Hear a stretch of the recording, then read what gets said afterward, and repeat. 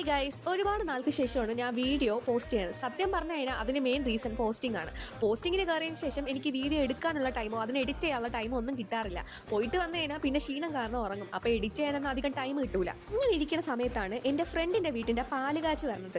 ഇങ്ങ് തിരുവനന്തപുരത്തൊക്കെ നമ്മൾ പാലുകാച്ചെന്നാണ് പറയണത്. എങ്കിൽ നമ്മുടെ കണ്ണൂർ വീട് കൂടലാണ്. അങ്ങനെ പല സ്ഥലത്തും പല പേരുകളായതുകൊണ്ട് തന്നെ നിങ്ങളുടെ സ്ഥലത്ത് ഏത് പേരാണ് പറയണതെന്ന് നിങ്ങൾ കമൻറ്റ് ചെയ്യണം കേട്ടോ. അങ്ങനെ നമ്മൾ ഫ്രണ്ട്സ് എല്ലാം കൂടെ അവളുടെ വീട്ടിലെത്തിയായിരുന്നു. ആദ്യം തന്നെ നമ്മളൊരു വെൽക്കം ഡ്രിങ്ക് കുടിച്ചിട്ടായിരുന്നു പരിപാടിയിലോട്ട് കടന്നത്.